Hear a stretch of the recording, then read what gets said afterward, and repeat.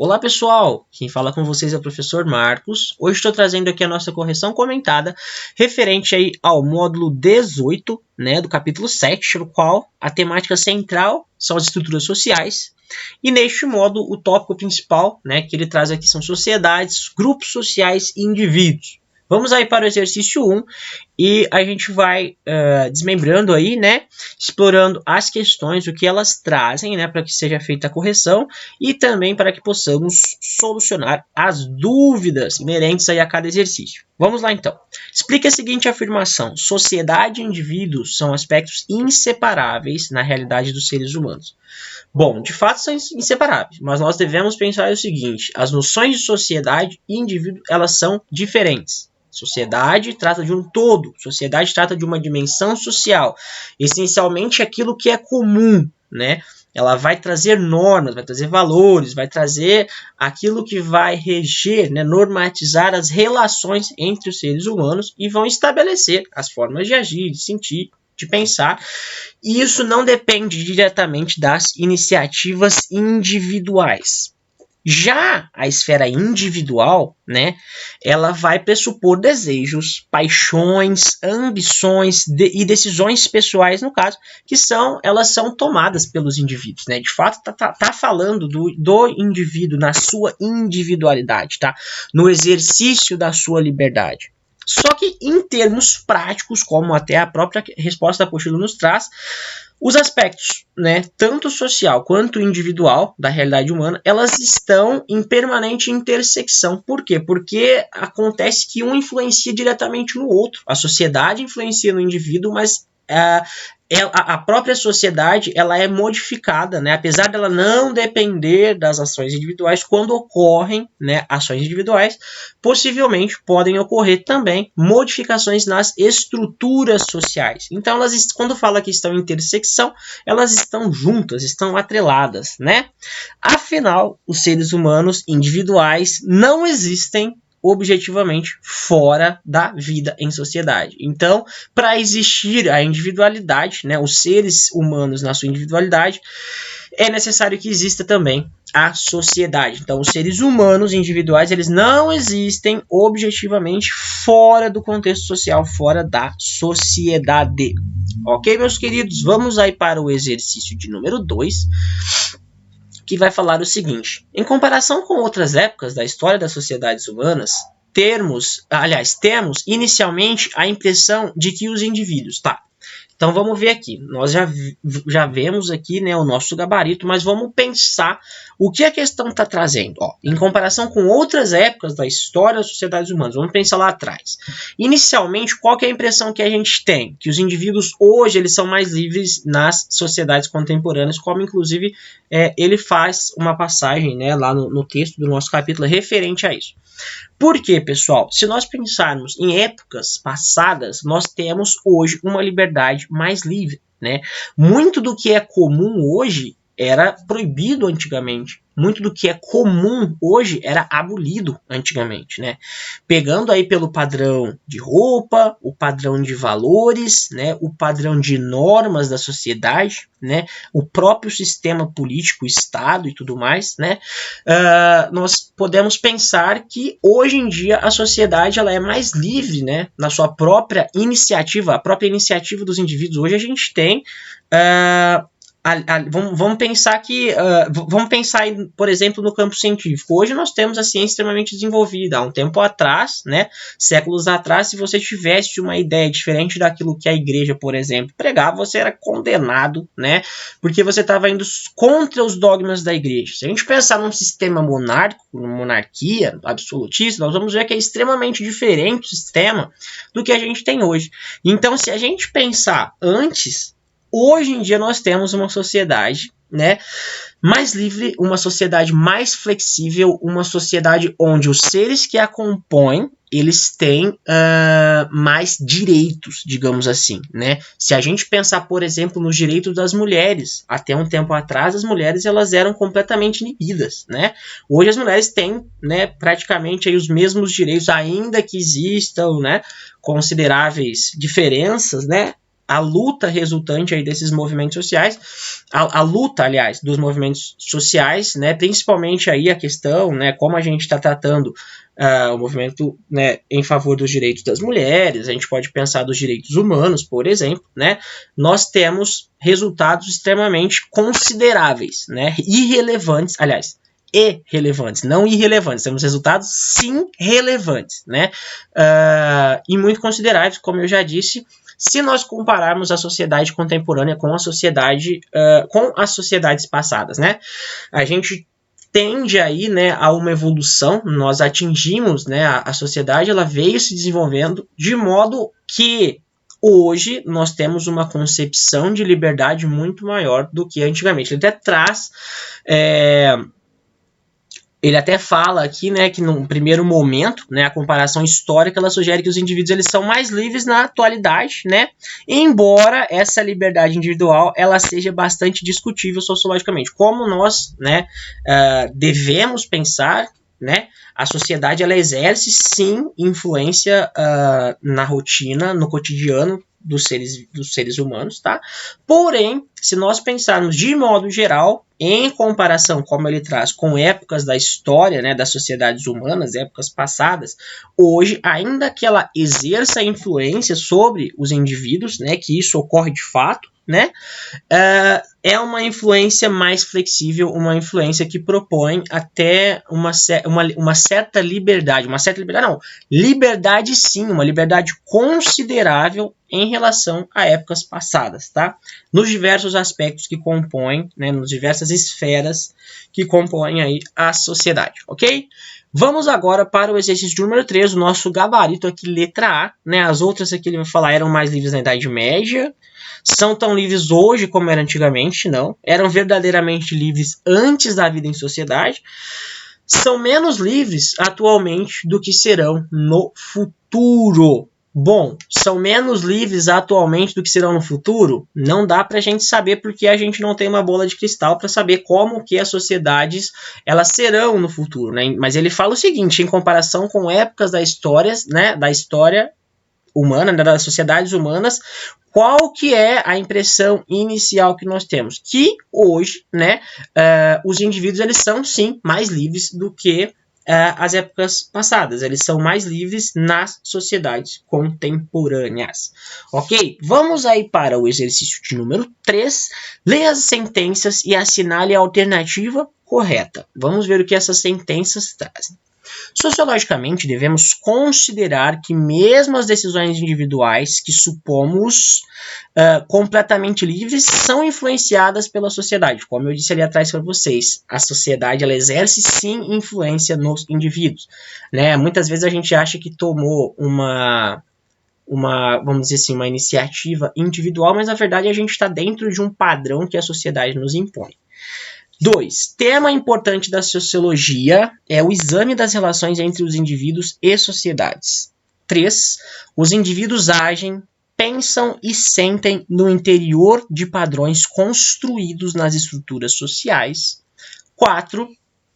No pensamento sociológico é unânime, quer dizer, não tem outra tese, né? Unânime é a tese de que a liberdade individual não passa de ilusão, pois a sociedade determina os indivíduos. Pessoal, logo aqui nós já vemos que a nossa alternativa correta é a letra A, apenas 1, 2 e 3 está correto, porque ele vai falar o seguinte, ó, pensam, no pensamento sociológico é unânime a tese que a liberdade individual não passa de ilusão. Na verdade, não é unânime, né? Nós temos teses que contestam, né? Ele até vai falar aqui que a afirmativa 4 ela está incorreta, pois as relações entre as influências sociais e liberdade individual recebem diferentes interpretações, então não é unânime. Tá? Isso aí, pessoal, é até muito importante quando vocês forem resolver exercícios, essas afirmativas concretas, né? Unanimidade, apenas este, outros exemplos aí que podem cair em exercícios, apenas esta questão, né? Esses tipos de afirmações que trazem uma verdade absoluta, por exemplo, igual ele fala aqui, né, unanimidade, quer dizer que não recebe, não temos o outro lado, né, a gente tem apenas o lado que a questão traz, exatamente, né, uma afirmativa que vai trazer, dentre outros exemplos, né, que podem aparecer nos exercícios. Geralmente essas afirmativas concretas de verdades absolutas, unanimidade e tudo mais, elas são alternativas que nós devemos contestar, porque muitas vezes, né, na maioria delas, essas alternativas elas acabam trazendo algo de errado. Aqui ele está falando de unanimidade, e a gente viu ao longo do capítulo que não, né, que pode-se ter diversas interpretações. Né? É muito difícil você ter uma unanimidade quando a gente está tratando, por exemplo, de um tema tão discutível como o que a gente tem aqui, que são as estruturas sociais. Tá? Então, a alternativa 4, ela é a alternativa que está errada. O nosso gabarito aqui é a alternativa A, né? A número 4, perdão, está errada. A que traz aí 1, 2 e 3 estão corretas. Sociologicamente, devemos considerar que, como eu já disse para vocês, mesmo as decisões individuais, elas são, que a gente pensa, né, que de fato são completamente livres, elas estão dentro de padrões sociais, né? Tema importante da sociologia é o exame, de fato, né, das relações entre indivíduos e sociedade, e os indivíduos agem, pensam e sentem no interior de padrões construídos nas estruturas sociais. Essa alternativa, esse número 3 aqui, ela vem exatamente como a número 1 nos fala, né, que a gente pensa, a alternativa 1, ela está falando, né, que as decisões individuais que a gente pensa que são completamente livres, elas estão dentro de padrões sociais. Já a alternativa 3, ela fala, de fato, isso, né, que os indivíduos eles agem, pensam no interior de padrões, olha isso, padrões sociais construídos nas estruturas sociais, ok? Passando agora para a questão de número 4, de acordo com o sociólogo Max Weber. Vamos lá. Bom, pessoal, o Weber, como a gente viu, ele vai trazer, né, diferente do Durkheim, do Marx, ele até fala isso no texto, né, que diferente desses pensadores que vão falar da influência da sociedade perante o indivíduo, aqui a gente vai ter as ações individuais, né? A importância das ações individuais que conferem diferentes sentidos, né? Na sociedade, né? Reflexos, tá? Então ele tem uma postura diferente dos outros dois que são tratados neste capítulo, que é o Marx e o Durkheim, né, que falam vamos dizer assim, vamos pensar numa supremacia, mas vamos pensar na influência da sociedade no indivíduo. O Weber ele vai falar que as ações individuais são aspecto decisivo das relações sociais. Ele vai dar importância para as ações individuais, diferente dos outros dois, que dão mais importância, né, vamos dizer assim, dão mais relevância, trazem nas suas teses sociológicas essa questão, né, do social em cima do indivíduo, né? O Weber ele já vai falar ele vai ter um foco mais centrado nas ações individuais, enquanto os outros focam na sociedade, a influência da sociedade no indivíduo. O Weber vai fazer ao contrário, ele vai dar importância, né? Ele vai trazer em destaque na sua tese sociológica as ações individuais, né? Como aspectos decisivos das relações sociais. As demais alternativas, os indivíduos comportam-se de forma sempre idêntica, não. As relações sociais negam a individualidade, está falando de Weber, não tem como falar isso. As classes sociais determinam as individualidades, nós poderíamos até fazer uma analogia que é o que o Marx fala, né, das classes sociais, como a gente até falou lá no nosso texto. E a ideia vai falar dos fatos sociais. Quando a gente fala de fatos sociais, a gente está falando de Durkheim, né? Externos, gerais, coercitivos, né? Impõe-se aos indivíduos. A gente está falando de Durkheim. Aqui na questão ele está pedindo sobre Weber. Então, o nosso gabarito é a letra E. Vamos agora para o último exercício deste módulo aqui, né? Exercício número 5 vai falar o seguinte: explique por que podemos argumentar que um jovem, quando escolhe sua profissão, é influenciado pela sociedade. Gente, fora, né, aliás, dentro do que a questão está pedindo, mas para, vamos dizer assim, trazer essa discussão aqui para a questão, não apenas focando aqui na nossa resposta. Quando nós tomamos qualquer tipo de decisão, né, seja ela, como ele está falando aqui, de profissão, mas a gente pode falar de moda, a gente pode falar dos diversos padrões sociais que nós temos, né, que foram citados aí no capítulo, né, e vai nos mostrar como a sociedade ela define padrões e os indivíduos eles estão inclusos dentro destes padrões, né, de maneira que esses indivíduos eles agem de maneira que tem que estar de acordo com os padrões sociais, tá? Até porque quando eles saem fora, né, desses padrões estabelecidos pela sociedade, torna-se estranho, torna-se algo fora do comum. Então, a sociedade ela exerce plena influência, né, nos indivíduos, ela exerce sim nas decisões, inclusive como já dissemos, né, e torno a repetir, quando nós pensamos que estamos tomando uma atitude individual, na verdade nós já estamos enquadrados dentro de um padrão social que traz valores culturais, que traz costumes, que traz regras, né? De fato, um padrão. Então, vamos aí à nossa resposta. Devemos considerar que indivíduos de diferentes classes sociais não têm diante de si o mesmo leque de possibilidades.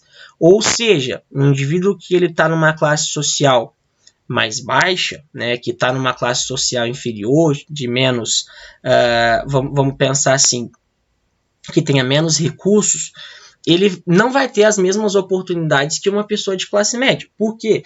Porque a sociedade traz, né, os valores sociais, as questões sociais, elas mostram e comprovam, né, que pessoas que possuem classes sociais diferentes, elas estão propensas a ter oportunidades diferentes, tá? Seja na escola, seja no trabalho, meio que a sociedade coloca, né, padrões perante de acordo com a classe social que você pertence. Ainda que isso seja algo muito sério, algo a se pensar, tá? Algo a refletir, porque muitas vezes pessoas com potenciais extremos não têm oportunidade de se desenvolverem, tá? Porque a sua classe social ela é inferior, a sua classe social não